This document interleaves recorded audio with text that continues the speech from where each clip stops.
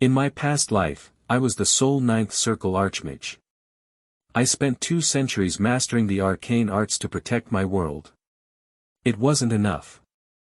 The Void Sovereign descended, shattered my 9 circles, and reduced my dimension to ash. My final spell wasn't an attack. It was a desperate soul transference. I didn't die. I woke up in a frail mana-starved body in a world made of glass and steel. Earth. The previous owner of this body was an F-rank hunter who died from a panic attack during a low-level dungeon break. And this system window floating in front of me? Absolute garbage. I retained all my knowledge of the ninth circle, but it was useless. The ambient mana particles in Earth's atmosphere were practically non-existent. Trying to cast a basic ignition spell drained me completely. If the Void Sovereign eventually found this dimension, Earth would be annihilated in seconds. I learned quickly how this world worked. Hunters were treated like gods, their power strictly capped by the skills the system randomly assigned them. The absolute strongest human had 5 skills. To an Archmage who knew over 10,000 spells, it was laughable. But I had a bigger problem, I needed power. Then I heard a hum from the wall. In my world, mana was a biological energy. On Earth, they harnessed a different raw energy, electricity. Physics and magic follow the same foundational laws of conversion. I grabbed a metal fork from my breakfast tray and jammed it into the wall outlet. It was a risky hypothesis. The hypothesis was correct. By overlaying a conversion circle on my nervous system, I forcibly synthesized the 220 volts of alternating current directly into raw condensed mana. The hospital lights dimmed as I drained the floor's grid. With a sharp hum, my first circle successfully reforged itself. I was back online. My charging session was interrupted by an earthquake. A D-rank gate had broken open directly on the street outside the hospital. The local defense hunters were completely pinned down by a steel-plated orc. They were terrified. I saw an opportunity for a field test. I grabbed a black trench coat from the lobby to cover up my hospital gown and walked out into the street. The air was thick with dust and panicked screams. The hunters were yelling at me to run away, seeing my F-rank status badge. The orc noticed me. It roared, raising a rusted greatsword that weighed more than a car, and charged. To the system-reliant hunters of this world, a monster with high physical defense required specific armor penetration skills. To an Archmage, brute force is just a math problem. I raised my hand. A basic hunter can only activate 1 skill at a time. I overlaid 3 first circle spells simultaneously: Kinetic Barrier, Gravity Bind, and Lightning Lance. The stored 220 volt energy in my core flared to life perfectly. The barrier deflected the sword. The gravity chains locked its legs. The lightning lance pierced its impenetrable skull like wet paper. 3 spells executed in 0.4 seconds. The orc's brain was cauterized instantly. It was a textbook first circle combination. The monster collapsed. The local hunters slowly peeked out from behind their cars, staring at me in absolute horror. Their system scanners confirmed I was an F-rank with 0 skills. Yet they had just watched me deploy a defensive skill, a crowd control skill, and an attack skill simultaneously. I had just broken their entire worldview. I didn't care about the local grunts. But I could feel the attention shifting on the rooftops. Government watchers. Let them look. Their rigid system couldn't comprehend limitless magic arrays. Let them try to lip-read my incantations. I don't use them anyway. My first circle was restored, but a wall outlet wouldn't cut it if I wanted to reach the 9th circle before the Void Sovereign arrived. I needed serious voltage. The plan was simple: conquer dungeons, exploit the system's economy to get obscenely rich, and build the largest private solar energy grid on the planet. I would build a Dyson sphere if I had to. Let the hunters play with their limited system skills. I am Vane, the 9th circle Archmage. I will turn this planet's entire electrical grid into my personal mana battery. And when the Void Sovereign finally tears through the fabric of this dimension, I'll be waiting with enough voltage to fry a galaxy. I had no interest in answering the association representatives already swarming the hospital entrance. I had a body to assess, a world to understand, and a power grid to exploit. First priority, find wherever this body called home. They wanted to register me. Classify me. Contain me. A zero-skill F rank that killed a steel-plated orc was either a system glitch or a national security issue. I understood their anxiety perfectly. I simply had no time for it. Humanity's shield. A man celebrated as the pinnacle of human evolution because a random system assigned him 5 skills. I had memorized over 10,000 spells before I turned 40 in my first life. This world's absolute ceiling was someone else's first-year curriculum. The previous owner of this body had lived here. 6th floor, no elevator, cramped district. I could already sense the building's electrical wiring was old copper core, early 2000s installation, high resistance, significant energy loss per meter. Inefficient. But entirely workable. The girl, Jia, the previous host's younger sister, grabbed onto me like I might vanish. She was trembling. I was not accustomed to this variety of human interaction. I patted her head. It seemed like the appropriate response. His mother.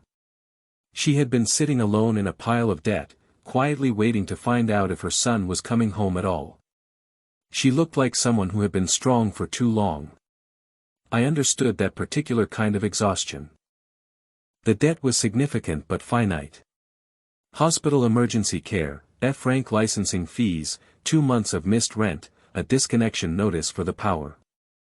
I reviewed the figures with the same detachment I would give a mana expenditure ledger. The solution was simply a matter of resource reallocation. They were waiting for me to be afraid. Confused. To break down and ask what to do. I told them one thing, that things were going to change, starting immediately. My mother looked at me as though she suspected I was still in shock. Perhaps that was easier for her to believe. Earth's power grid was a matter of public record. I overlaid it with dungeon gate frequency data from the association's open portal. The correlation was immediate, highest power draw zones clustered around the highest gate activity. I could exploit both simultaneously. I began writing the acquisition plan. I could feel it. Billions of watts of raw alternating current pulsing through copper veins beneath the streets, between the poles, inside every wall of every building. Earth had no ambient mana. But it had built something far more structured, a civilization-scale energy distribution network. An ocean of power. And they were using it to watch television. The Hunter Association. The institution that controlled every licensed combat operative in the country. Registration, gate assignment, reward processing, everything ran through here. They were, in essence, the administrative gods of this world's power structure. I needed a license to enter dungeons legally. I would let them process the paperwork. The F-rank badge attracted attention the way blood attracted scavengers. In this world, rank was identity. 0 skills was publicly, statistically worthless. They laughed openly. I logged their faces the same way I log an enemy's armor type, useful data for later. She walked me through the association's support program for 0-skill registrants. Civilian roles. Administrative positions. Non-combat support stipends. She spoke gently, the way a doctor delivers a terminal prognosis. I let her finish. Then I pushed my application form across the counter, solo entry, D-rank gate. Solo D-rank applications from F-rank registrants required supervisor override. I was fully aware of that. I was also aware that the gate break I had resolved the previous afternoon was captured on every government surveillance feed in the district. The approval process would resolve itself. Let them bet. In my first life, I was laughed out of the First Circle Academy at 19. By 40, I had dismantled the Academy's entire curriculum and written a superior one from scratch. These people had never encountered someone who didn't require their belief. I didn't need their approval.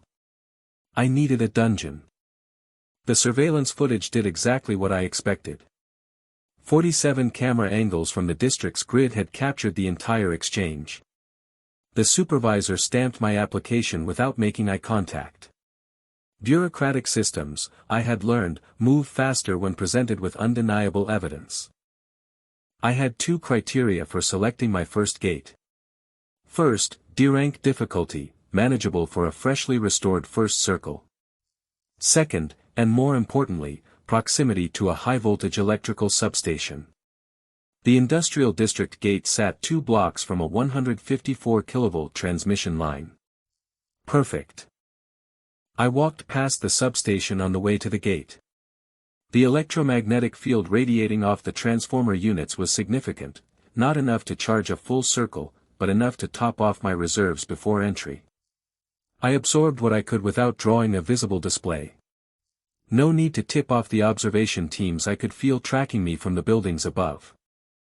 The gate wardens read my permit 3 times. I was carrying no weapons, no armor, no potions, no communication gear. Standard D-rank solo clearance required a minimum equipment checklist. The supervisor had quietly waived that requirement too, I noticed. The surveillance footage was doing a lot of work today. The gate threshold felt like stepping through a wall of static electricity. To any other hunter, a D-rank gate solo was borderline suicidal without proper gear. For me, the gate's own dimensional energy discharge was providing a secondary top-off charge on the way in.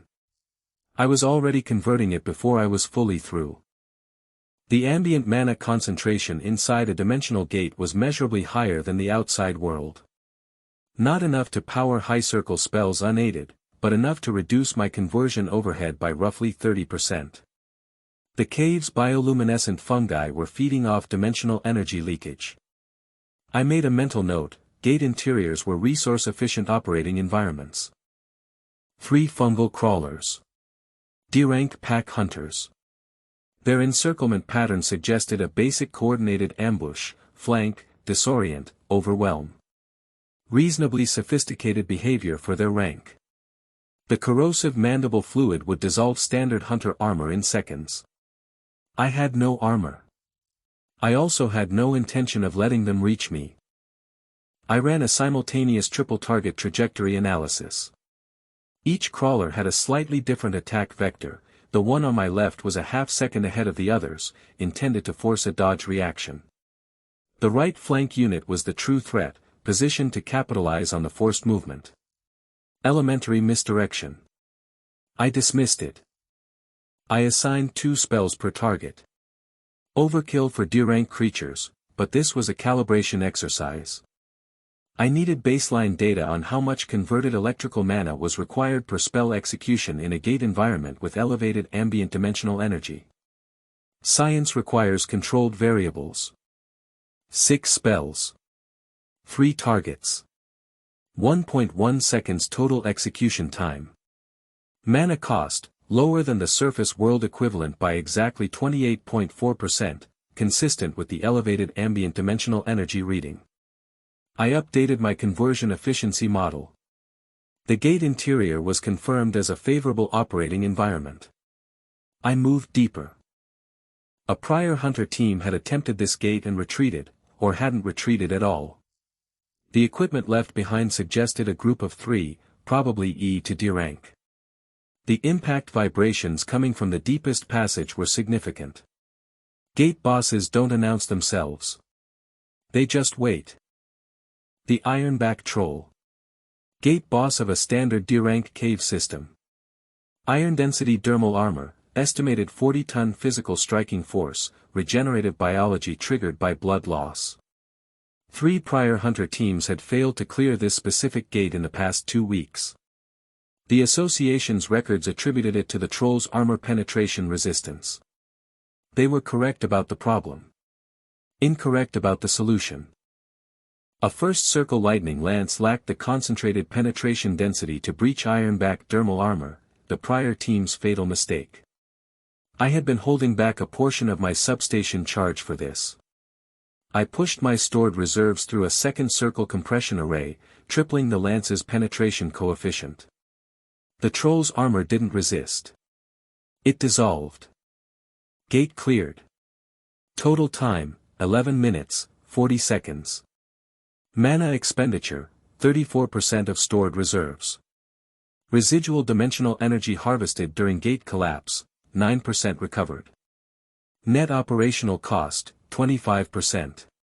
For a D-rank gate, that was significant inefficiency. I needed a higher voltage precharge source before the next run. I noted it and stepped through the exit. I cleared the gate in under 12 minutes. Solo. No equipment. No registered skills. The association's gate monitoring system flagged the clear speed as a statistical impossibility for an F-rank registrant. By that evening, I had my first government file. I would have been disappointed if it had taken longer. 11 minutes 40 seconds. The previous fastest D-rank solo clear on record for this gate was 4 hours, 22 minutes by a C-rank hunter with 3 combat skills. I was told this when I stepped out. I found it mildly interesting.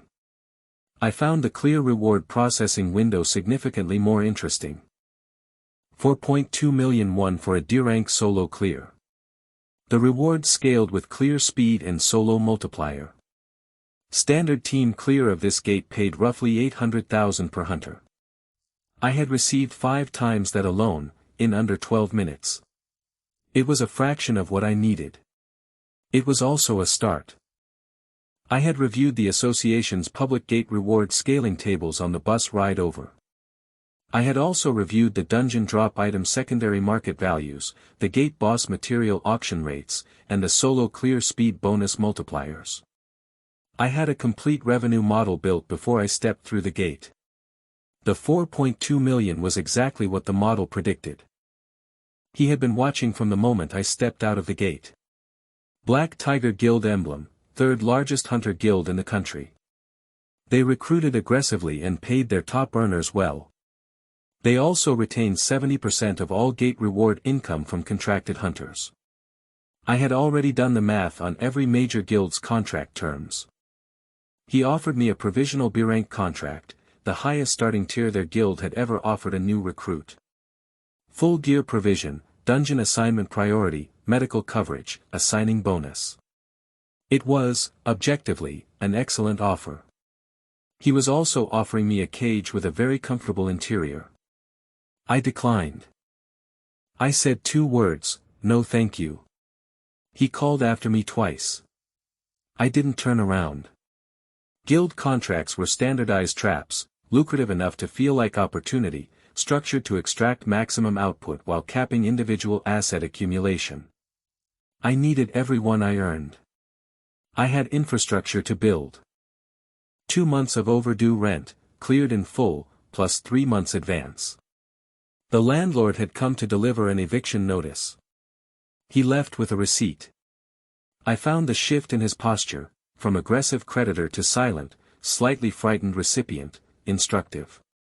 Money, in this world as in my last, was the most reliable form of authority. She didn't ask where the money came from. She had seen the Hunter Association gate clear notification on the building's public bulletin. They posted all registered local hunter clears. She had read my name. She was quiet for a long time. Then she put food on the table. In every world I have ever known, that particular gesture means the same thing. She had been holding it in since I walked through the door. She finally asked, what happened to me in that dungeon? What was I doing? Why were people on the news talking about an F-rank hunter clearing a gate in 12 minutes with no skills? I looked at her bright curious eyes and thought about how much to say. I told them enough.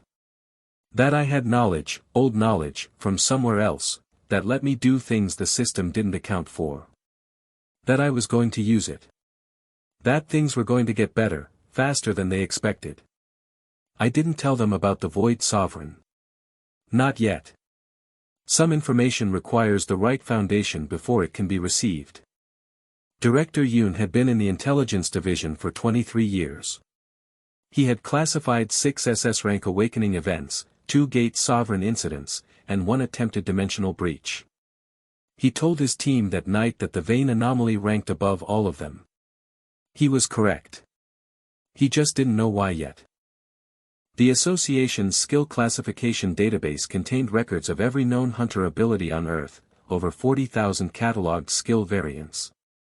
The spectrographic analysis of my magic circle geometry matched 0 of them. Not a partial match.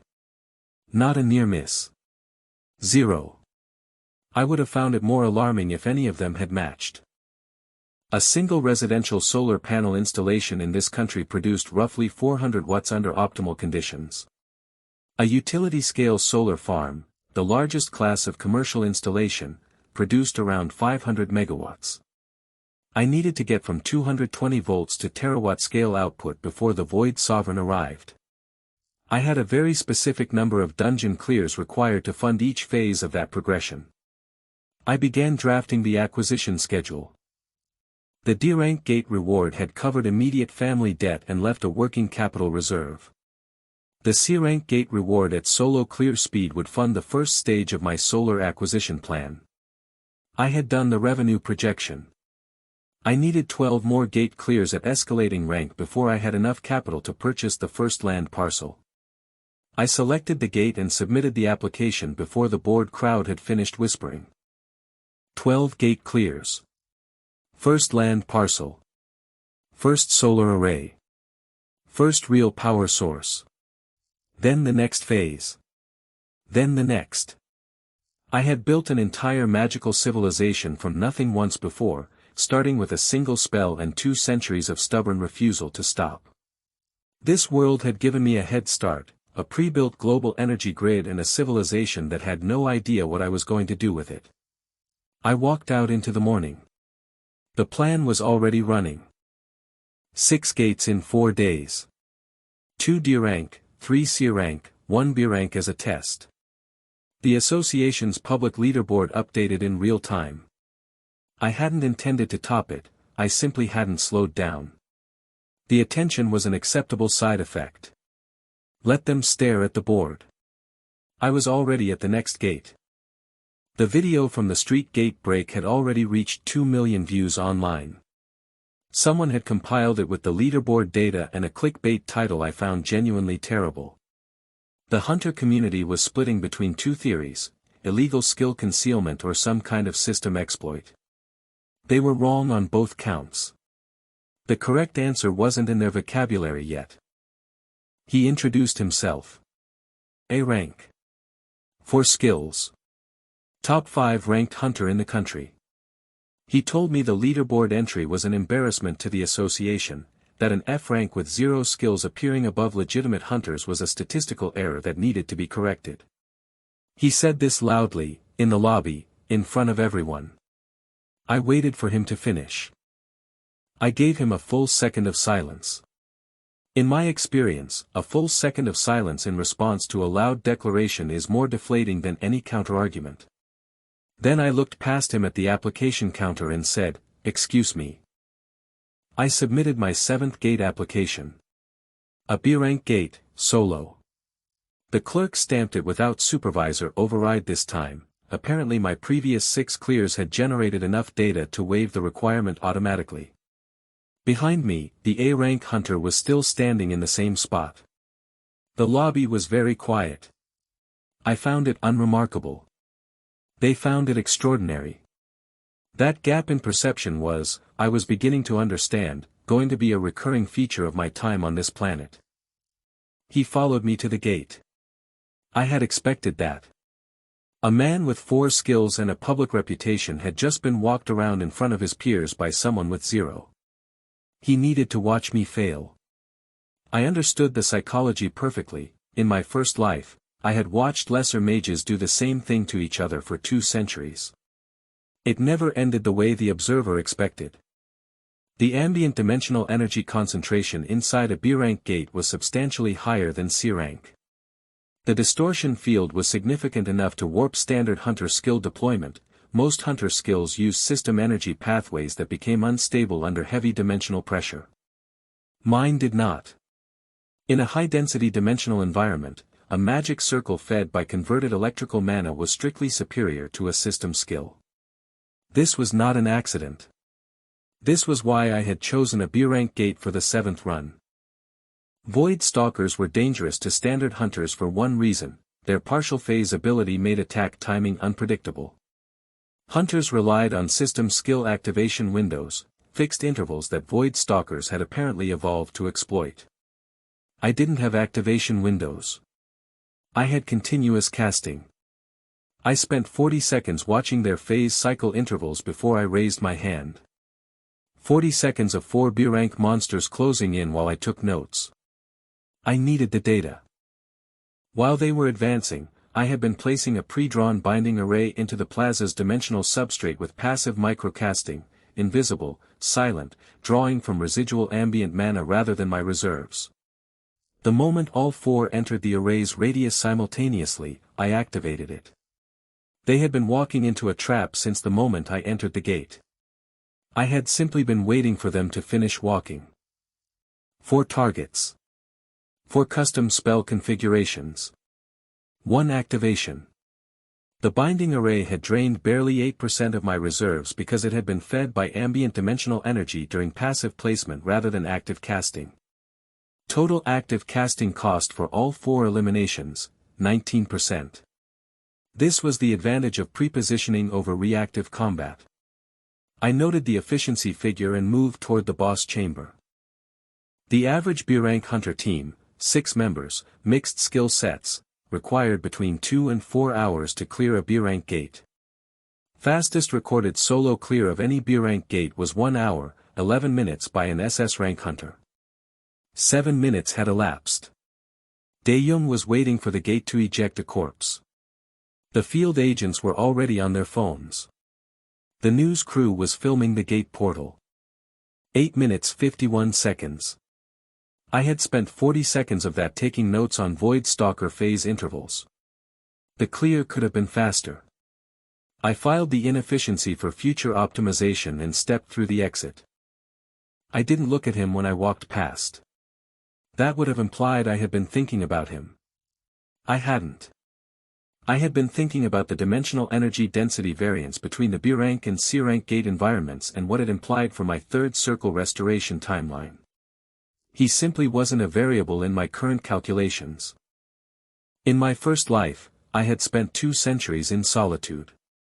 The 9th circle required it. The higher the circle, the more the arcane reshapes the practitioner's cognition, until the gap between yourself and everyone around you becomes structural rather than social. I had understood that trade. I had accepted it. I had not expected to notice it in this life quite so early. I noticed it anyway. A dimensional fracture line. Hairline thin, high in the upper atmosphere, invisible to anyone without the ability to sense interdimensional energy signatures. The Void Sovereign wasn't here yet. But something was probing, testing the membrane of this dimension the way a finger tests the thickness of ice before committing full weight. It had found Earth. The timeline I had calculated assumed I had more time. I updated the calculation. I needed the 3rd circle. I needed it faster. Phase 1 of my terrestrial energy acquisition plan required the procurement of robust power conversion hardware. To get from residential voltage to terawatt-scale input, I needed industrial-grade inverters. The supplier was clearly overcharging me. I simply optimized his pricing model to align with actual market value using the information I pulled on the bus. Director Yoon was beginning to construct his own model.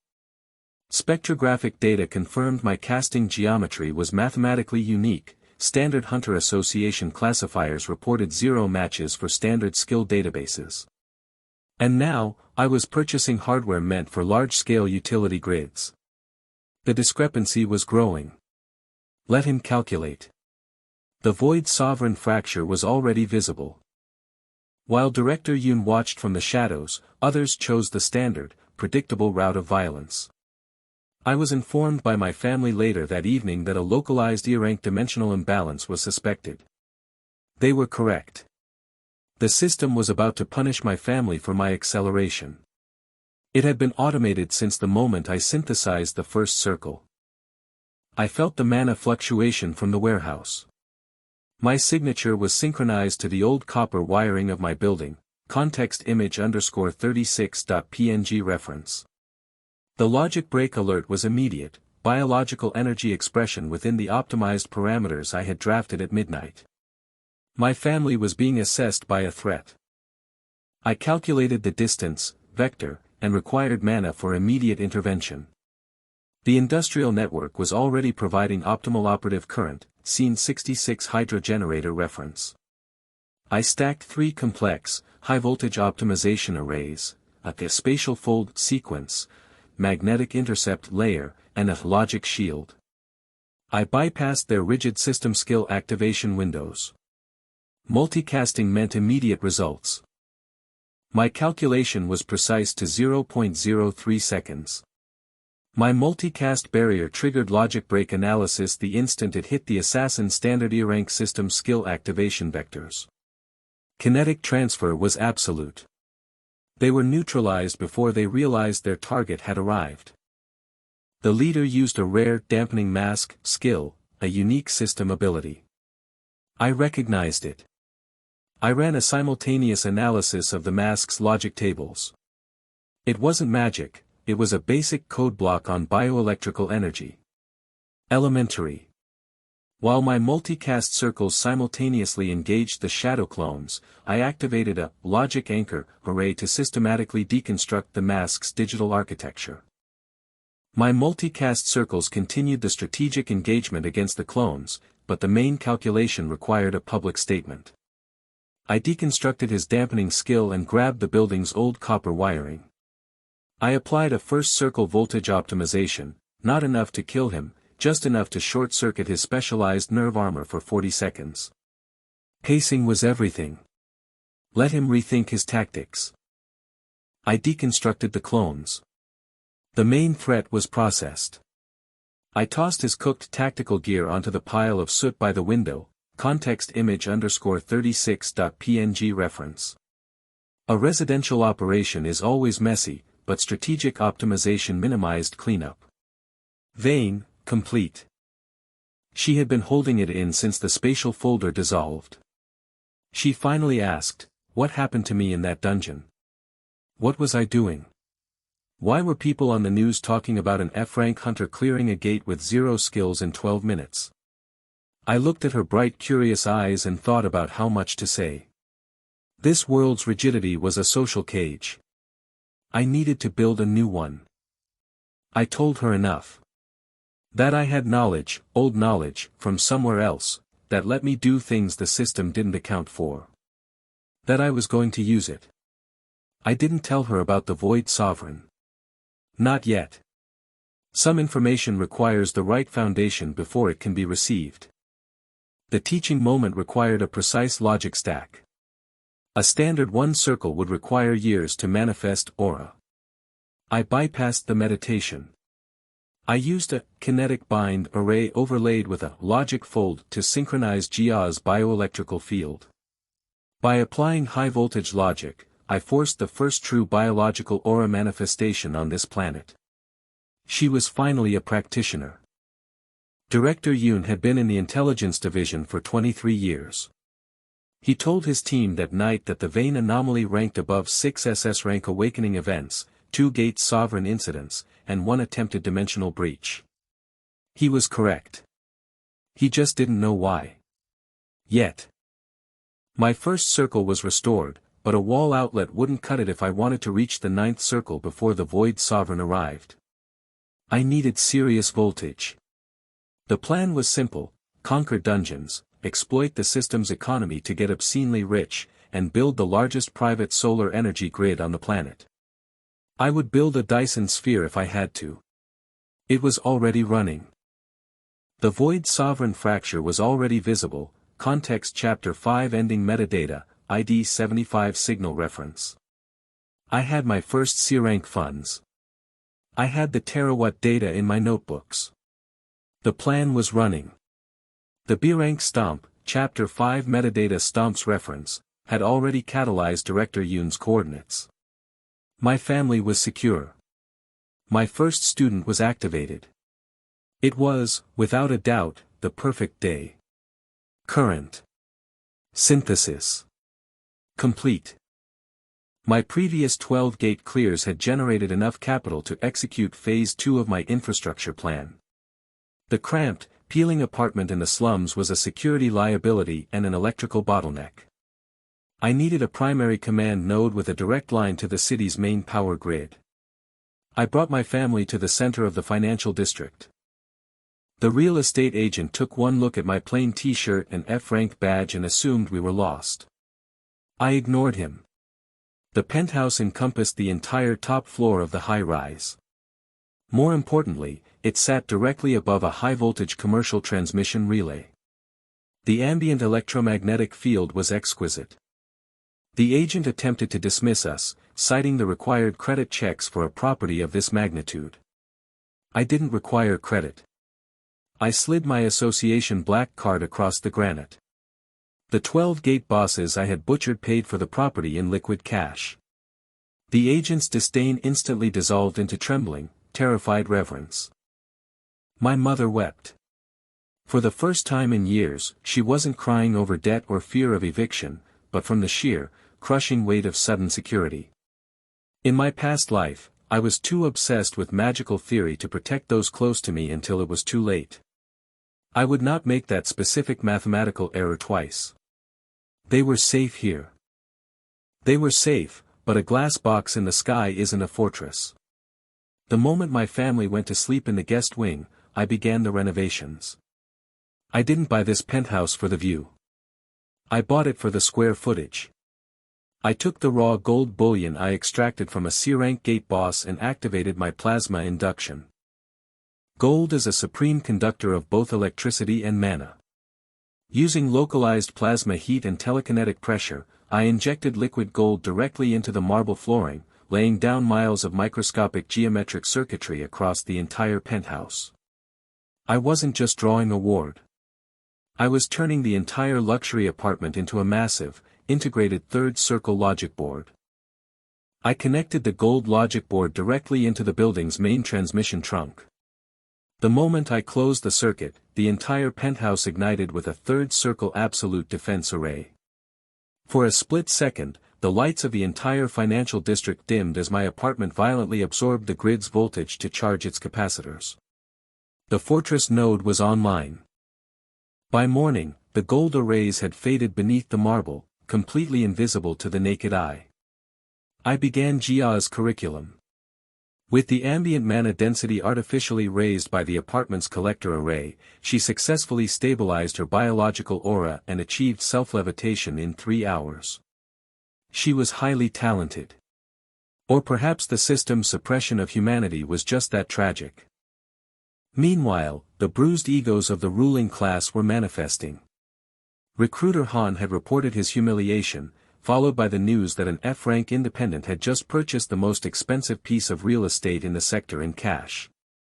Guild Master Leon of the Black Tiger Guild did not appreciate anomalies operating in his territory without paying tithes. Leon was an S-rank hunter. He operated under the delusion that his physical strength equated to absolute authority. He ordered his elite enforcement squad to raid my new penthouse, cripple me, and drag me to his office to sign a slave contract. It was a remarkably cliché strategy. I didn't need surveillance cameras. The moment the Black Tiger vans crossed the 2-mile radius of my penthouse, my third circle perimeter array logged their hostile mana signatures. 3 vans. Elite A-rank and B-rank enforcers. They bypassed the lobby security using guild authority. They took the private express elevator directly to the top floor. They drew their system-enhanced weaponry, expecting to breach my front door, terrorize my family, and assert the dominance of the strong over the weak.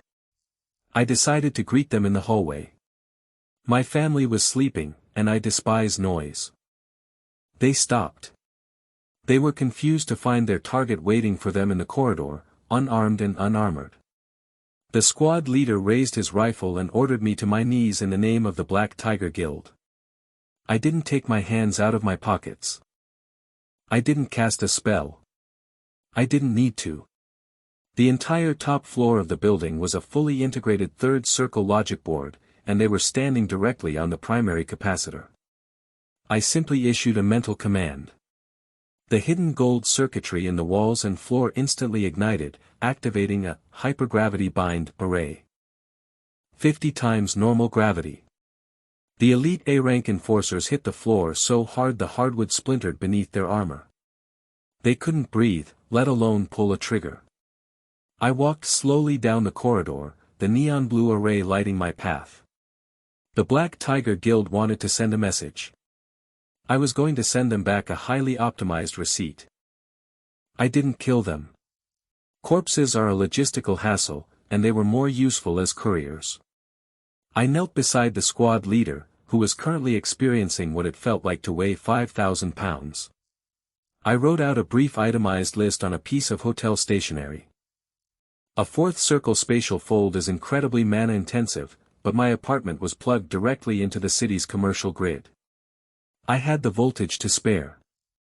I tore a hole through the dimensional fabric, locked onto the residual mana signatures clinging to their armor, and kicked them into the vortex. Spatial magic isn't a system skill. It doesn't exist on Earth. So when the ceiling of the Black Tiger Guild headquarters tore open like wet tissue paper, their security wards didn't even trigger. The delivery was strictly point-to-point. They hit the desk with the residual momentum of the gravity bind. The mahogany shattered into splinters. Leon, an S-rank hunter who prided himself on absolute control, was thrown to the floor by the sheer kinetic impact of his own men crashing into his sanctuary. I billed him 500 million won for the scuff marks his men left on my hardwood floors. It wasn't about the money. It was about establishing the hierarchy of consequence. If an S-rank wanted a war, he would quickly learn that I operate on a completely different economy of scale. Across town, Director Yoon was looking at a different kind of receipt.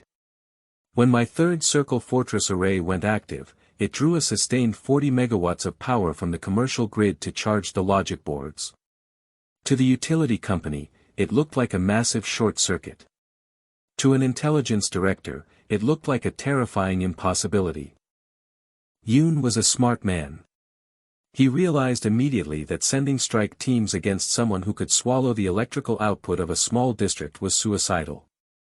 He ordered a diplomatic approach. The government was finally ready to negotiate.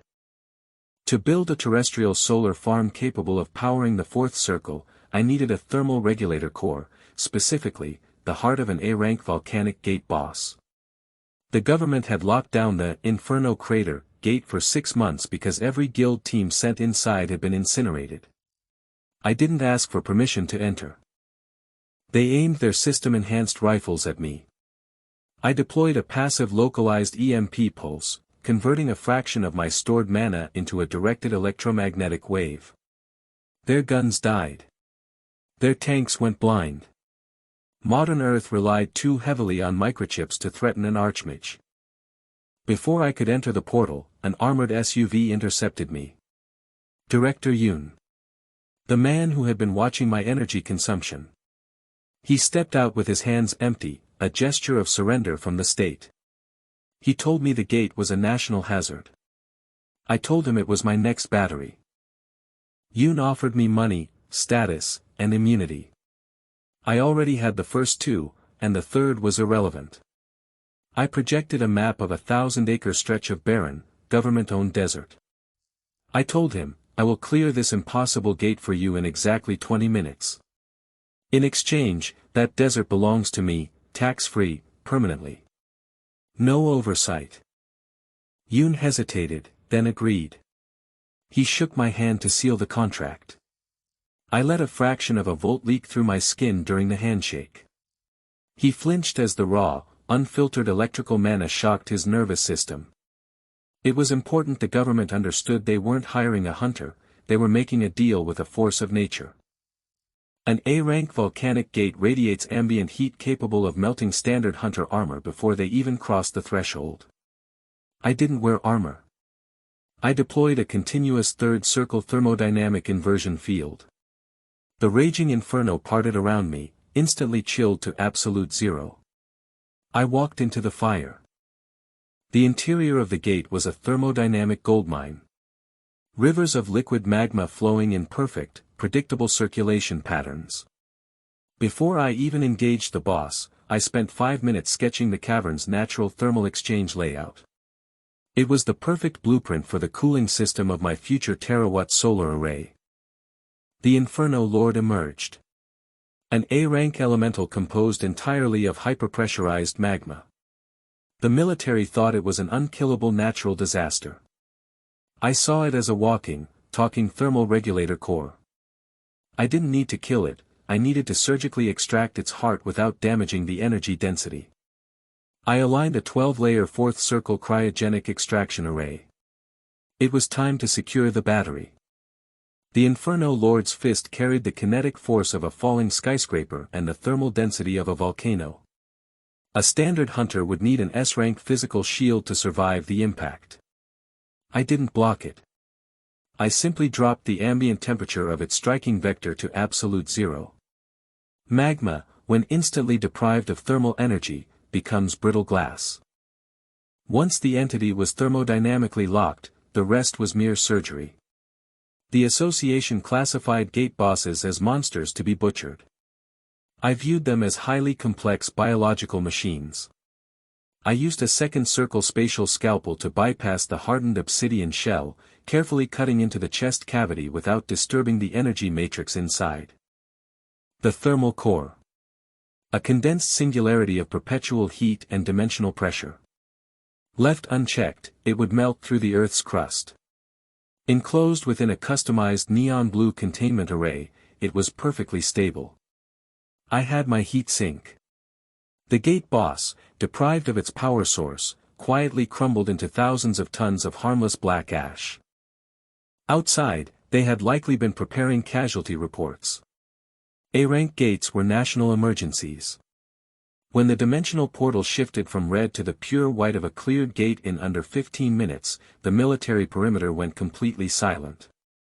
They were witnessing a mathematical impossibility. I stepped out of the gate. The ambient temperature of the crater was still sweltering, but my thermodynamic shield kept my clothes pristine. I held the contained thermal core casually at my side. The soldiers looked at me not as a hunter, but as a monster wearing human skin. I found the silence efficient. Director Yoon did not ask how I killed an A-rank boss in 14 minutes. Intelligent men do not ask questions when they are terrified of the answers. He simply handed me the digital deed to the 1,000-acre desert. Sovereign territory. Untaxed, unregulated, and entirely mine. The contract was fulfilled. The government thought they were giving me worthless, irradiated wasteland. They lacked vision. A desert is simply a location with zero physical obstructions and maximum, unshielded solar exposure. It wasn't a wasteland, it was the largest blank circuit board on the continent. To build a terawatt-scale solar grid, you must first solve the problem of overheating. Traditional infrastructure relies on massive liquid cooling towers. I had a better solution. I excavated a subterranean chamber and planted the A-rank thermal core deep in the bedrock. Bound by a thermodynamic inversion array, it would absorb and safely regulate all excess heat generated by the grid above. With the thermal regulator in place, I needed a foundation. I used the residual heat of the core combined with a massive electrical plasma discharge to superheat 100 acres of raw desert sand. The silica melted instantly, transmuting into a perfectly smooth, mirror-like slab of highly conductive black glass. I etched my gold circuitry directly into the earth itself. The motherboard was laid. Phase 3 required physical hardware. Solar supplier Jiang arrived with a convoy of 30 transport trucks, carrying the industrial-grade photovoltaic panels I had ordered using the A-rank clear reward. He and his workers stared at the 100-acre slab of black glass like it was an alien artifact. I handed him his payment and told his men to leave the trucks and depart. Human laborers take months to install a utility-scale solar farm. I used a third circle multicast telekinetic array. By assigning precise spatial coordinates to each panel, I lifted hundreds of tons of industrial hardware from the trucks simultaneously. They flew through the air like a flock of synchronized steel birds, snapping perfectly into the gold circuitry I had etched into the glass. Automation through Arcana.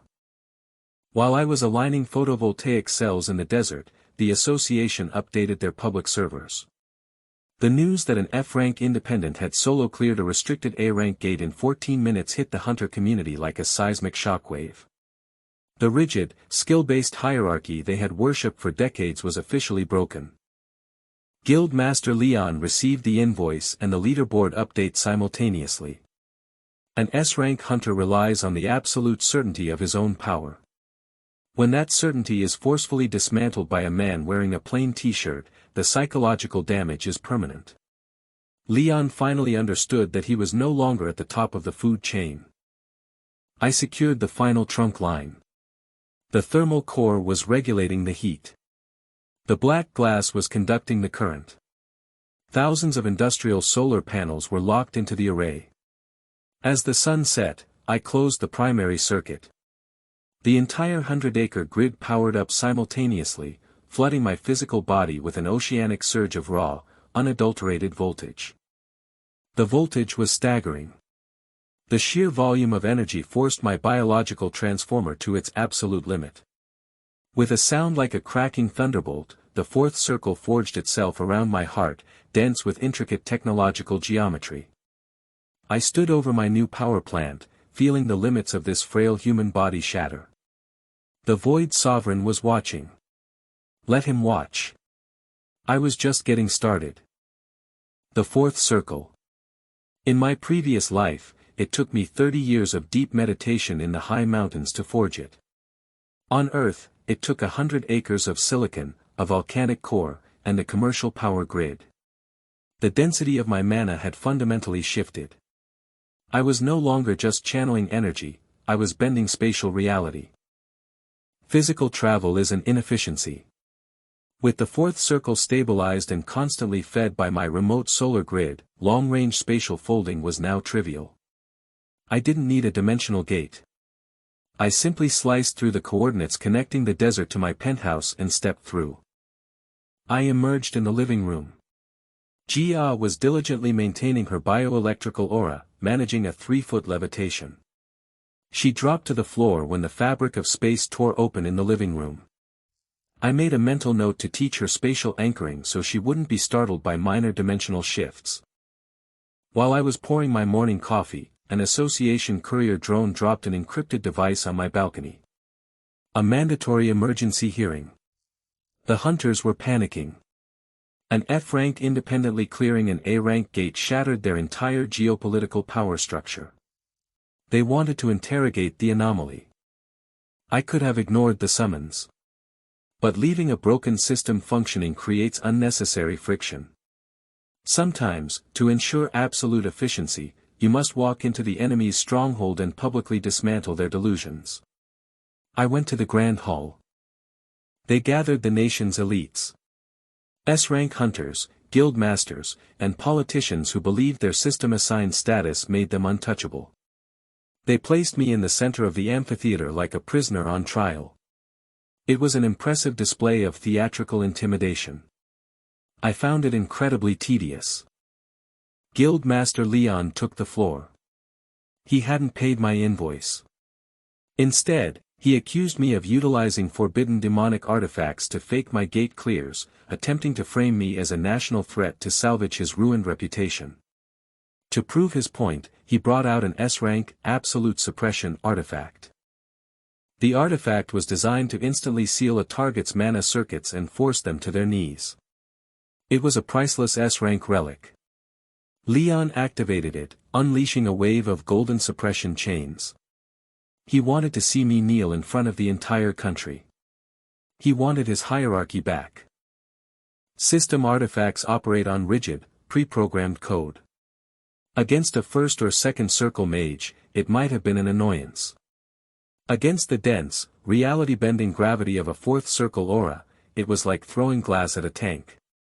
The golden chain simply shattered upon contact with my passive spatial shield. I didn't even blink. I decided the demonstration had gone on long enough. I withdrew my hand and deployed a targeted fourth circle spatial compression array beneath his feet. The atmospheric pressure multiplied by a factor of 400. Leon, the great S-rank guild master, slammed to his knees so hard the obsidian floor splintered. He wanted someone to kneel. I obliged. The entire grand hall fell into a suffocating, terrified silence. Hundreds of the world's strongest combatants watched their apex predator get crushed by a man who wasn't even casting a visible spell. I dropped the unpaid invoice for my hallway repairs in front of his face. He wouldn't miss the payment deadline again. I looked up at the audience. The S-ranks were sweating. The politicians were pale. Up in the government box, Director Yoon stood up and adjusted his glasses. He was the only one in the room intelligent enough to understand what had just happened. The hunter hierarchy hadn't just been challenged, it had been made obsolete. I projected my arcane crest into the air above the amphitheater. I informed the assembly that I was withdrawing from the Hunter Association immediately. I was no longer an F rank. I was no longer a hunter. I was a sovereign entity, and the desert was my independent territory. Any unauthorized entry would be met with lethal thermodynamic force. No one tried to stop me when I walked out. The media didn't ask questions, they just parted. I had established the boundaries of my empire. The terrestrial grid was secure, the government was docile, and my capital was compounding. But my calculations required looking higher. A desert solar farm was sufficient for the fourth circle. But the fifth and sixth circles required exponential leaps in voltage. To fight a god that eats dimensions, drawing power through copper wires on dirt wouldn't be enough. I looked up at the blue sky. The atmosphere was blocking 30% of the sun's raw energy. It was time to build an orbital array. The terrestrial solar farm provided enough voltage to stabilize the fourth circle, but planetary rotation and atmospheric interference capped its efficiency at roughly 22%. Unacceptable. To gather the terawatts required for the fifth circle, I needed an uninterrupted line of sight to the sun. I needed an orbital collection array. Jia's progression was mathematically sound. Stripped of the system's artificial constraints, human biology adapts to mana rapidly. By teaching her to manipulate molecular states rather than reciting archaic spells, she had learned to condense atmospheric moisture in 3 days. I was raising the first true mage this planet had seen in millennia. The elevator chimes announced a visitor. The building's logic wards identified him immediately, Director Yoon. He had the intelligence to come alone and unarmed. As he stepped into the hallway, the passive third circle pressure made the air feel like thick water. It was a necessary environmental filter to keep the arrogant out. Yoon didn't attempt small talk. He stated the government's position clearly, they recognized my absolute sovereignty over the desert territory, and in exchange, they requested a non-aggression pact. They were terrified I would turn off the city's power grid again. To sweeten the deal, he brought an offering. I had transmitted a list of demands to his office the night before. At the top of the list was a bankrupt, government-subsidized aerospace manufacturing facility. The state considered it a failed enterprise that was bleeding tax money. I considered it a fully equipped fabrication laboratory. Yoon handed over the deed. I relocated to the facility immediately via spatial fold. Corero Space Industries was a monument to human inefficiency. They were attempting to reach orbit using thousands of tons of highly volatile, low-yield chemical explosives packed into metal tubes. It was barbaric. The payload-to-fuel ratio was mathematically offensive. The former CEO, Chairman Kong, was still in the building. He had dedicated his life to these metal tubes, only to be bankrupted by the emergence of the Hunter system, which rendered traditional technology obsolete. He looked at me with exhausted resentment. I didn't fire him. I simply told him I was scrapping his entire inventory.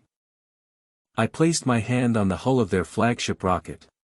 The engineering was flawed, but the metallurgical quality of the aerospace-grade titanium and aluminum was superb. I didn't need to mine raw ore when thousands of tons of refined metal were already sitting in the hangar. I just needed to reshape it. I activated a third circle induction array, pushing a massive electrical current directly through the rocket's chassis. Resistance generated heat. The titanium hull reached 3,000 degrees in seconds. The metal began to weep and liquefy. I wasn't destroying it, I was reclaiming the materials. Using a fourth circle telekinetic forge, I suspended the molten titanium in the air. I stripped the impurities and reshaped the liquid metal at a molecular level, bypassing assembly lines and welding torches.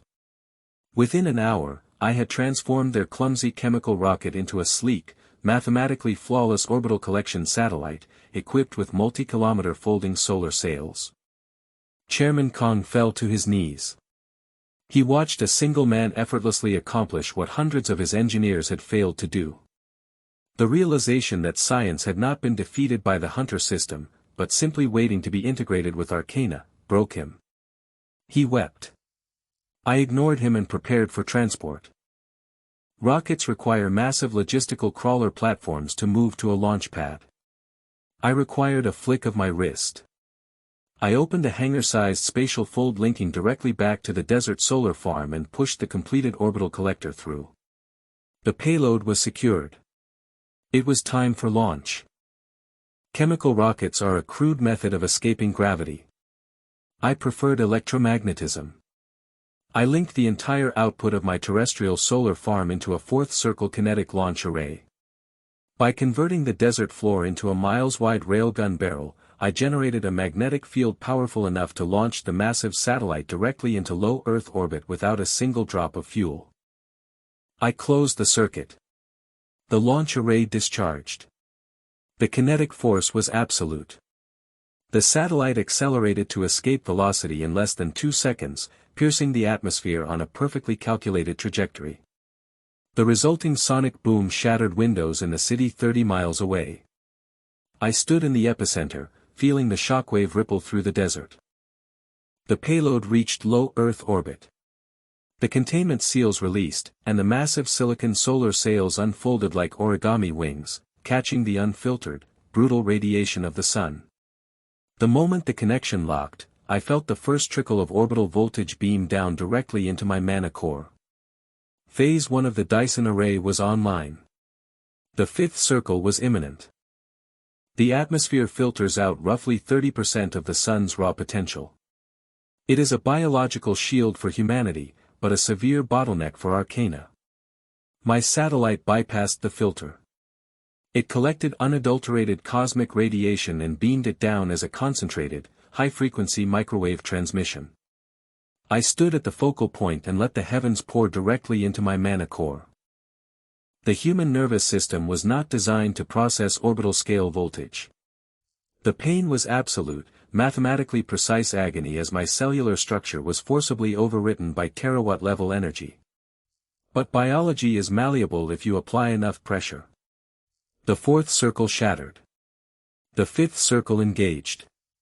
The pain vanished, replaced by an ocean of cold, absolute control. The fifth circle marks the threshold where a mage stops manipulating the world and begins rewriting it. I didn't need to cast arrays from my hands anymore. My very presence was a localized reality-warping field. The math flowed behind me like a halo of raw logic. I had successfully industrialized my soul. Simultaneously, every national defense satellite, seismic monitor, and mana detector on the planet tripped their maximum threshold alarms. Director Yoon was likely staring at a screen telling him a second sun had just ignited in the middle of his country. The government thought they had made a deal with a powerful hunter. They were just realizing they had leased land to a walking extinction event. The energy spike of the fifth circle had an unintended consequence. It was too loud. It acted as a beacon across dimensions, echoing into the dark. The sky above my desert didn't open with a standard hunter gate, it tore like cheap fabric. The Void Sovereign had noticed the flare. He couldn't fit through the crack, but he sent a scout. A Void Herald. In system terms, it would be classified as an SS rank anomaly, requiring the mobilized armies of 3 nations to stall it. It was made of condensed dark matter and spatial friction. Its mere physical presence caused the atmospheric pressure to collapse. It turned its faceless head toward me, sensing the 9th circle signature it was programmed to hunt. In my past life, a herald would have required a dozen high-tier mages and a week of preparation to banish. Now, looking at its crude dark matter composition and inefficient spatial anchoring, I only felt second-hand embarrassment for the Void Sovereign's engineering standards. It was a brute force construct. I prefer precision. I didn't bother raising my hands. My 5th circle halo linked directly to my optic nerves, syncing with the telemetry data from my orbital satellite in real time. I calculated the Earth's rotation, the atmospheric refraction index, and the exact density of the Herald's crystalline armor. Target lock acquired. The Herald lunged. Its arm swept down with enough dark matter density to evaporate a city block on contact. Standard combat doctrine dictates evasion or deployment of a kinetic barrier. I did neither. I simply authorized the downlink. I snapped my fingers. An analog gesture, completely unnecessary for the spell, but I find the tactile feedback satisfying when initiating a catastrophic event. Orbital strike. I used the satellite not as a collector, but as a focusing lens. I routed a gigawatt of raw, unfiltered solar radiation through a 5th circle optical compression array and beamed it straight down to my exact coordinates. It wasn't magic. It was a laser beam the size of a skyscraper. The Herald's dark matter was instantaneously subjected to temperatures exceeding the surface of the Sun. It didn't burn, it was deleted. The molecular bonds of its armor evaporated into subatomic ash before its arm could even complete the downward swing. Total eradication in 0.2 seconds. The beam shut off. The resulting vacuum sealed the spatial tear instantly. Where an SS-rank cosmic horror stood a second ago, there was only a perfectly smooth, red-hot circular depression in my glass floor. I pulled out my notebook. The atmospheric dispersal of the laser had caused a 4% energy loss. I needed to calibrate the orbital lens. In the capital, the government satellites had recorded the entire exchange. They watched an unknown cosmic anomaly appear, and they watched me vaporize it from orbit with the push of a button. Director Yoon was likely reconsidering his entire career path. The non-aggression pact was no longer a negotiation, it was humanity's survival strategy. The orbital strike was effective, but the Void Herald was just a scout. The Void Sovereign was coming. A single satellite powered the 5th circle, but to reach the legendary 9th circle, I needed exponentially more. I looked up at the twilight sky and expanded the blueprint. 1 node was a test. 1,000 nodes was a Dyson Swarm. It was time to industrialize the stratosphere. I informed Chairman Kong that Phase 2 required a swarm of 1,000 orbital collectors, identical to the prototype. He looked at the empty hangar, looked at his clipboard, and informed me that Earth's global supply chain couldn't source that much aerospace-grade titanium and silicon in less than 3 years. I told him he was thinking too locally. Why buy raw materials when the system constantly spawns unexploited dimensions? I scanned the global gate registry and locked onto an uncleared S-rank anomaly in the Pacific, the Iron Wastes. It was entirely composed of hyperdense metallic ore and raw crystal. I bypassed the gate entrance entirely and simply tore a spatial fold directly from my hangar into the dimension's core. An S-rank liquid mercury golem guarded the ore. The association would have sent 20 of their best hunters to fight it for a week. I didn't have a week. Using 5th circle spatial compression, I subjected the boss and a square mile of the surrounding landscape to the gravitational pressure of a dying star. The monster and the mountain were instantly crushed into a single, highly refined cube of aerospace alloy. I drew a continuous river of molten titanium and liquid silica directly from the crushed dimension into the Earth hangar. I didn't need smelters or transport trucks. I used my fifth circle arrays as an invisible, telekinetic plumbing system, routing the superheated raw materials precisely where they were needed. Chairman Kong dropped his clipboard. The factory floor was fully automated. My fifth circle arrays acted as precision robotic arms, molding the molten metal and fusing the silicon sails at the molecular level. Standard assembly takes months per unit. By overlapping multiple temporal dilation arrays to speed up the cooling process, a new satellite dropped off my magical assembly line every 40 seconds. The swarm was being born. While I was mass-producing hardware, Jia was producing results. Operating inside the heavy ambient mana of the penthouse, she bypassed the system's biological blocks completely. Her aura stabilized, crystallized, and locked into a perfect first circle array. She was no longer a civilian. She was the first true initiate of the new arcane age. I stepped through a spatial fold back into the penthouse just in time to witness the stabilization. The geometry of her first circle was flawless, uncorrupted by system interference. I nodded. In my previous life, Archmages rarely praised their apprentices, but I recognized the value of positive reinforcement in establishing unshakable loyalty. Director Yoon returned. The vaporized Void Herald had motivated the Global Intelligence Network to bypass standard bureaucracy. He slid a global treaty across my kitchen island. It explicitly recognized the Black Glass Desert as an independent sovereign nation, completely exempt from Hunter Association law. In exchange, I agreed not to accidentally vaporize the continent. I didn't bother reading the stipulations. Human laws are written on paper, mine are written into the fabric of reality. I burned my arcane crest into the signature line using a localized thermal array. Yoon bowed deeply and left. With the paperwork resolved, I could focus entirely on the launch. By midnight, the core aerospatial funnel had transported all 1,000 satellites to the Black Glass Desert. They hovered in perfect synchronicity above the launch pad, held aloft by a massive anti-gravity array. It was time to deploy the swarm. Launching a single satellite via electromagnetic railgun required terawatt-level precision. Launching 1,000 simultaneously required a fundamental override of planetary gravity. I tapped into the subterranean thermal core, drawing the maximum safe limit of energy. The black glass sang with billions of volts. The desert became a single, massive gun barrel. Ignition. The kinetic recoil cracked the bedrock beneath the glass. 1,000 payloads breached the atmosphere simultaneously, riding pillars of supercharged plasma. From the city, it looked as though the Earth itself was firing lasers into the cosmos.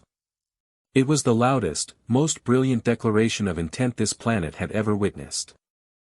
They reached optimal orbit and deployed.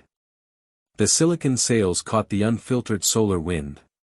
Driven by the internal logic boards I had forged into their chassis, the satellites instantly networked, creating a continuous, unbroken web of energy collection encircling the globe. The Dyson Swarm was online. One satellite gave me the fifth circle. 1,000 networked satellites gave me the sun. When the swarm aligned and fired the combined downlink, the night sky turned white. A gigawatt pillar of unadulterated cosmic radiation crashed into my core.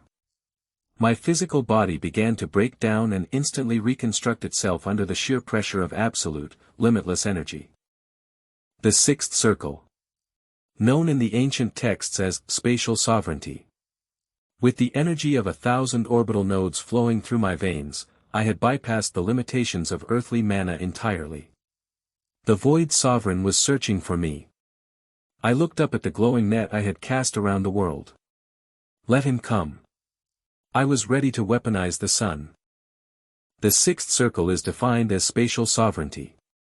With the Dyson Swarm feeding a continuous terawatt stream into my core, my perception was no longer bound by optical biology. I processed the telemetry of 1,000 satellites simultaneously. Distance became a mathematical illusion. I could see the entire globe, and every spark of mana on it, as clearly as the palm of my hand. To a first circle mage, a mile is a mile. To a sixth circle archmage, space is merely a fabric that can be folded, stitched, or torn. I spent the morning calibrating my spatial compression arrays. I could crush a mountain range into a pebble simply by editing the coordinate geometry of the space it occupied. The Earth felt very, very small. Director Yoon was watching the global monitors. I had programmed the Dyson Swarm with a passive third circle spatial interception subroutine. Any high-density dungeon break on the planet was immediately targeted. Before the monsters could even step out of their portals, my orbital lasers vaporized them. I wasn't saving lives, I was automating my supply chain of mana cores. The world's militaries had nothing left to do. But automated defense arrays only work on mundane threats. At noon, the telemetry from satellite node 408 spiked to an immeasurable digit. Over the Pacific Ocean, the sky didn't just tear, it was violently gouged open.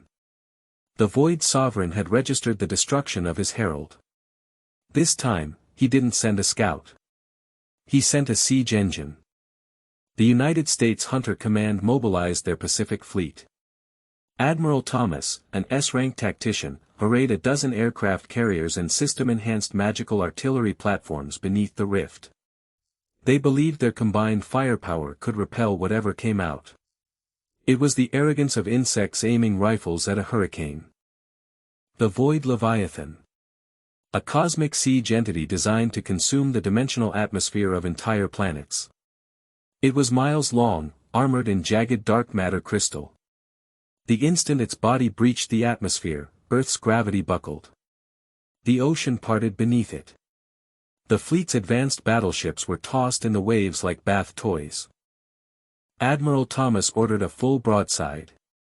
Hundreds of S-rank magical artillery beams and high-explosive missiles struck the beast simultaneously.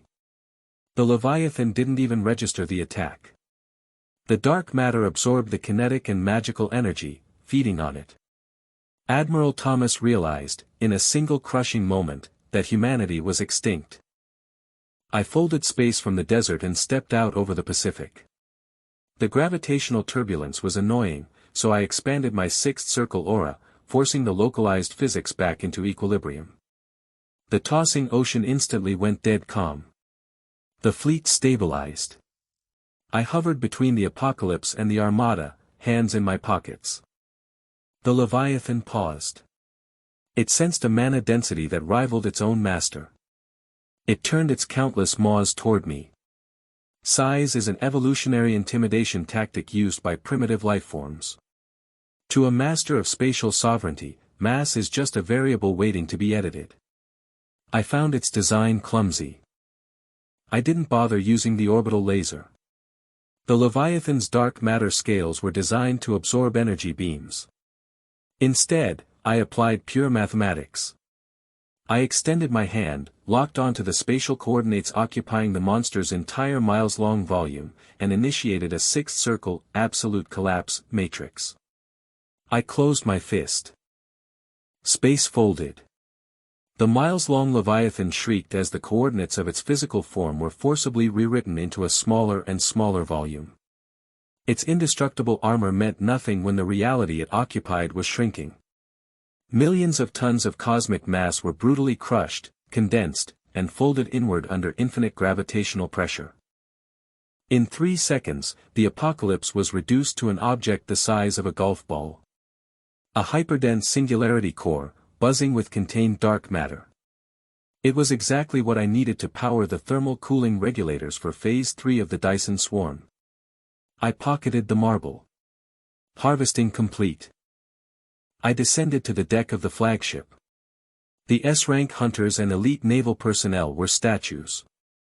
They had just watched a man compress a cosmic extinction event into a pocket trinket. None of them raised their weapons. They understood, finally, the absolute disparity in our existence. I walked up to the fleet commander. I didn't ask for a thank you. I reached into my coat and handed him an itemized invoice for Planetary Defense Services. I charged the global superpower a flat fee of $2 billion, payable to my holding company within 5 business days. I stepped back through a spatial fold before he could even blink. I returned to the desert subterranean core.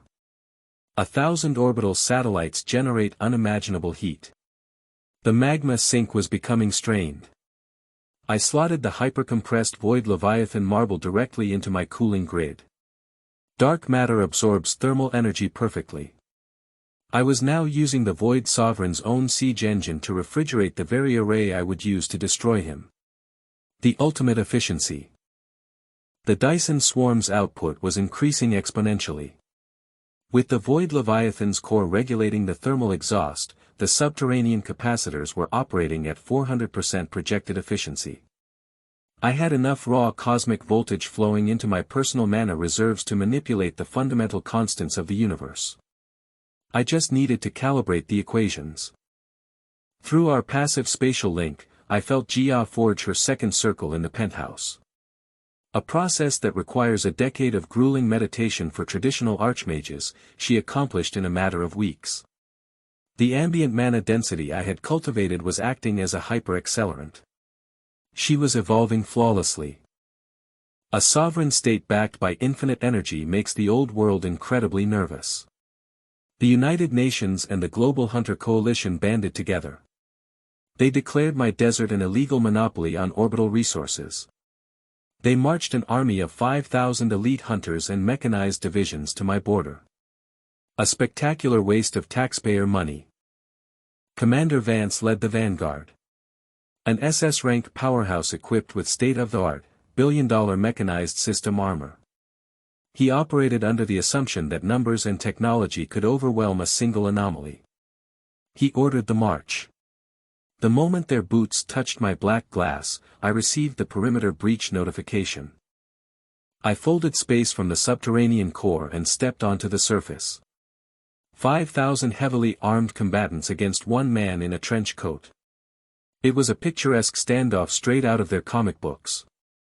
I stood 50 yards from their vanguard, hands in my pockets, waiting for them to state their business.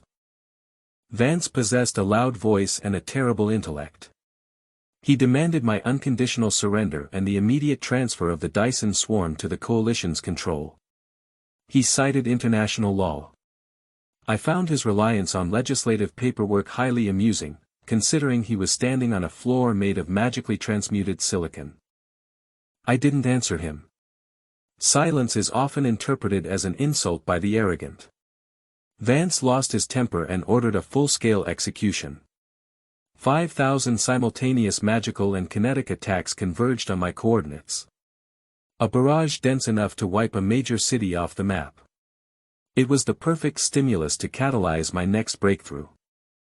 I drew down the absolute maximum output from the Dyson Swarm. The sixth circle shattered under the pressure. The seventh circle forged itself in my core. Known in the lost texts as temporal sovereignty. Time is not a constant, it is a variable generated by gravity and mass. With the energy of a star at my disposal, I rewrote the local variable. Chronostasis. I expanded my seventh circle aura across a 3-mile radius. Everything within that sphere was subjected to an absolute temporal lock. The kinetic energy of the missiles, the thermal expansion of the fireballs, the firing synapses of the hunters, all paused at frame 0. The world went perfectly, beautifully silent. I took a walk. Navigating through a frozen barrage of thousands of spells is tedious, but it affords a unique perspective on your enemy's tactics. Their magical arrays were sloppy, leaking raw mana at the edges.